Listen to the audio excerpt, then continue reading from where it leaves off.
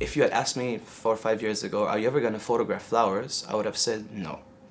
Because there is such a rich history of photographers, famous photographers and artists working with flowers and photographing flowers that, okay, if I'm ever going to do flowers, what flowers am I going to photograph? And then I thought, I'll make my own versions of them. In this way, I can show the world something new, I guess. This was kind of a comeback a bit to myself and to my childhood as well, because the materials that I used as well, they're quite kid-like. They're parts of toy tanks and planes. It's definitely it's part of a kind of a process that I started the moment I started thinking a lot more about the future than worrying about the past or the present.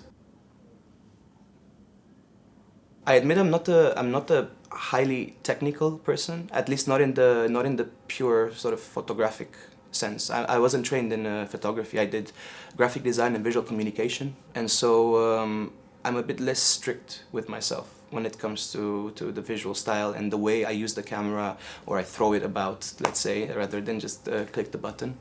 And I've also always been fascinated with this kind of like subtle rules of photography, the sort of things that the teacher or someone you assist at some point tells you should never do that. You know, you should never put the light there. You should never use color gels. They're tacky.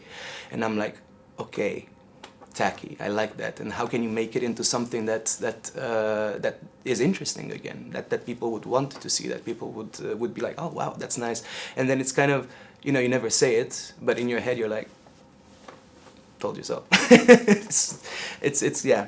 My own kind of personal game with myself, I guess, to work with this. And that's why they look so strange, because it's a combination of photography with some strange kind of club lighting, with a lot of reflections, and then some motion that was given partly by mistake initially, but partly by the way they were hung. So that's why they all look slightly different as well, which again I like, because they're kind of their own personal, like they have their own story about them, each kind of prototype.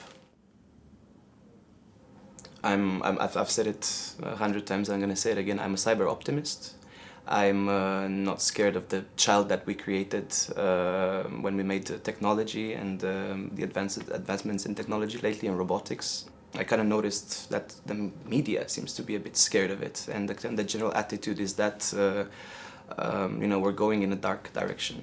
I wanted to take a stance, I guess, and say, okay, you know, I get it.